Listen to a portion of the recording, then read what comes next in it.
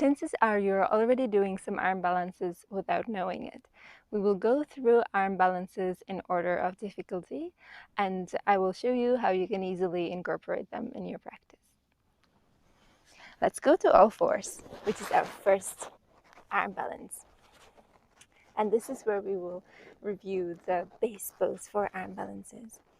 So when you come to all fours, first we want to check the knees are right under the hips, the wrists are under the shoulders. We have all fingers spread.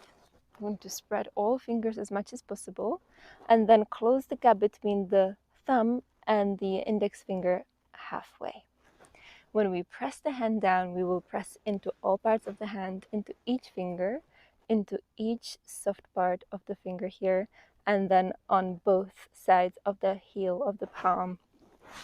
So try that, spread the fingers, press into all parts of the hand equally.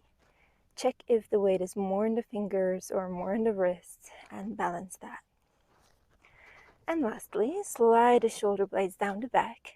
Bring belly button in towards the spine, and press into tops of the feet to take it easy on the knees.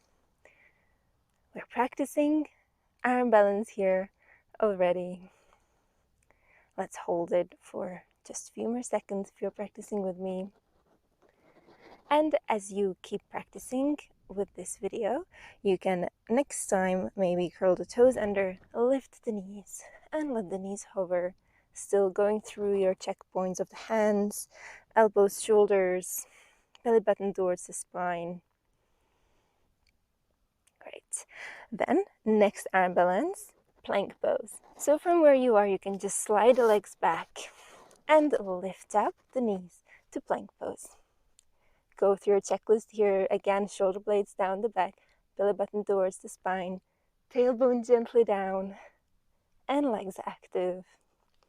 You can drop one knee down or both knees down if you are new to plank pose or if you're building up strength, and slowly build up from there.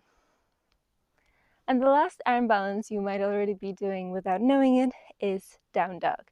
Down dog is a forward fold, an arm balance, and an inversion. So for the arm balance part, we will keep the same alignment. Spread the fingers as much as possible. Press into all parts of the hand and away from the mat.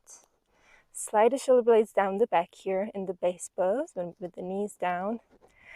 And then curl the toes under and start lifting from the hips. Keep the knees bent first. Really press away from the palms. Bring the head in between the arms. Bring the lower ribs in. Tailbone to the sky. Heels can stay lifted.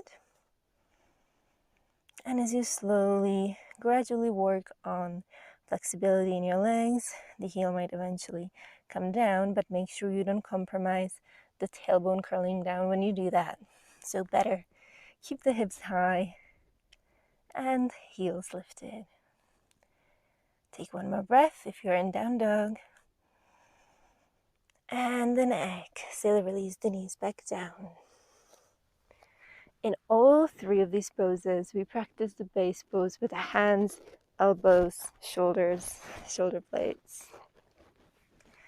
When you are ready to progress to the next arm balance, usually the next arm balance would be, or you can try, for a crow pose. Crow pose, if you haven't seen before, is when we bring the knees to the inner arms or the armpits and start lifting forward and just balancing on the palms of our hands. This is crow pose. And also you might have seen side crow, where we bring the knees to one elbow and the hips to the other, and we lift from there. And from that base you might have seen a lot of other fancy arm balancing poses. The next arm balance you might like to try to practice when you're ready for it is Lolasana and Talasana. So give those a look. What you can start with is just bring your hands next to either your hips or your thighs. This will depend on your individual anatomy. And then just pressing the hands down, sliding the shoulder blades down and back, and lifting the hips from right where you're seated. Eventually, you can cross one leg over the other and lift from there. After that, maybe you are moving on or already practicing other arm balancing poses such as handstand and the more photographic yoga poses.